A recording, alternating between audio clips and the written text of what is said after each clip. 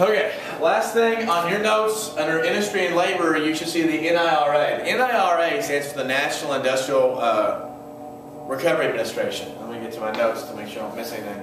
Or not miss too much anyway. The National Industrial Recovery Administration was important because this was the organization that essentially said that laissez-faire capitalism had run its course. That what government needs to do is partner with business. And government and business together could find more equitable solutions to pure capitalism to allow for growth, but also higher employment, higher prices for commodities, sort of a win-win-win for all situations. And this was a really, really controversial part of the New Deal. At some level, it's sort of intellectual, the nuance of its intellectual birth is the center of the New Deal policy, right? Government can help. Government can get us out of these problems. Government can control business on a level of regulation it never has before. And so the NIRA sets up these boards, including labor leaders, and that was New Deal was very pro-labor, right? And we're going to get to the Wagner Act here in a minute. Very pro-labor. So labor leaders, government officials, business leaders getting together, creating these boards, over 200 industries in these communities that would regulate hours, right? So keep hours a little bit lower so we can have more jobs. Would try to keep prices high enough to where the commodities and the businesses could make money. Keep wages higher. Right, so wages higher, hours a little bit less, keep prices higher, establish minimum wages, establish production quotas, limit the amount of production so as not to compete. So companies are competing cutthroat with each other. We know in pure capitalism, it's about supply and demand. If you lower your price, then you're going to have a higher demand for your product. But FDR's administration, specifically the NIRA, thought that was counterintuitive to their social agenda. And while this was celebrated amongst liberal groups, the business community was very skeptical of this, and probably at some level, obviously, rightfully so. So you're like, so when I hear this the first time, I'm thinking, wow, this sounds like a massive antitrust issue because businesses cannot collude. Businesses can't get together to decide what wages are going to be across the board, or what production levels are going to be across the board, what prices will be across the board. So FDR suspended antitrust suits for 2 years. Antitrust laws or regulations were not applied to any of this. And at some level it worked for a while. The NRA, not the National Rifle Association, but the National Recovery Act was passed, and this was established to enforce these laws, to promote the NIRA, which again, the PWA was part of this. And the NRA used to have these symbols. It was a blue eagle, right? And the blue eagle, if you were part of the New Deal programs, if you wanted to participate and show that your business was part of this, trying to help out America, you put your blue eagle in your window, your shop window or your factory office windows, and that sent a message to people that you were trying to promote this Rooseveltian idealism. And the theory was that the consumers would shop at your place or give preference to your business over those that didn't participate. And this didn't work great. It wasn't the awful shamble that it could have been, though it didn't really work that well. And then later, because the Supreme Court, on the back of your packet, you'll see a court case called Schechter versus U.S. In that court case, the NIRA was established to be unconstitutional. And it was unconstitutional on the grounds that the Constitution says that Congress should regulate commerce. But in the NRA, it wasn't Congress that was regulating commerce, it was these local boards. So local boards were given congressional authority according to the Supreme Court, and thus this was declared unconstitutional.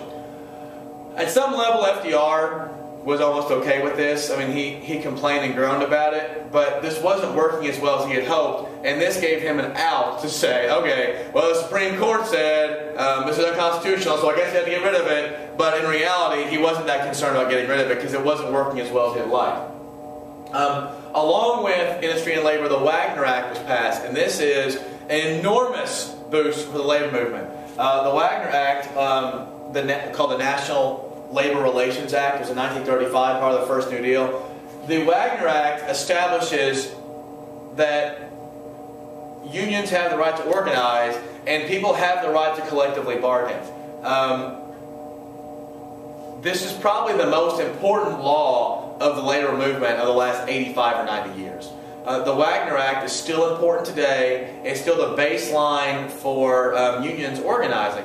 The CIO, or the Congress of Industrial Organizations, was created. John Lewis, the old United Mine Workers guy, and I guess he was at the head of it, is going to be with this. CIO is actually going to, CIO, it's an unskilled labor union, merged eventually with the AFL, which is a skilled labor union. Today it's the AFL-CIO. So another one I haven't mentioned on here is called the Fair Labor and Standards Act. The Fair Labor and Standards Act wasn't passed till 1937, but we know the Fair Labor and Standards Act as a different term. It's the minimum wage.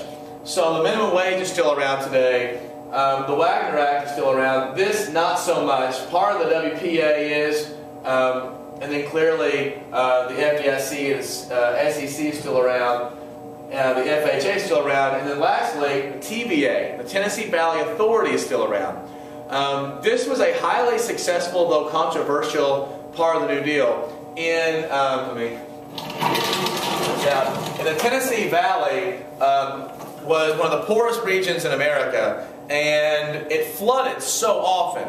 And when it would flood, people would lose everything, so it was really poor. In fact, at the end of Oh Brother, Where Art Thou, when the floods come, this area, what they did was they flooded areas on purpose. They dammed up the Tennessee River, and by doing that, they used damming up the river. They used the sitting water for hydroelectric energy, and it created tons of jobs. People came in the area. Schools were started, which could have started before because of the inconsistency of the area. It became a much more livable area. It became I wouldn't say a rich area by any means, but it certainly became an area that was much nicer to live in. And the TVA is still around today. Actually, if you watch Oh Brother, and part of Oh Brother, a magazine or a newspaper is burning, and there's actually something about the TVA. The TVA is all over the place. It's still around in Tennessee today, and in the northern parts of Alabama. It was criticized for basically being socialist, because this was the government creating these dams, the government creating these jobs, the government creating the jobs in the area that went along with the TVA. And though while it was successful and it was very popular, it was criticized by conservatives for being overly socialistic. In fact, many of the New Deal programs, today the word socialism is thrown around a lot with Obama, or anytime someone suggests some sort of progressive legislation. The same thing was happening with FDR. Now, I always say FDR was extraordinarily popular, and he definitely was, but he wasn't popular amongst the upper levels of the business class.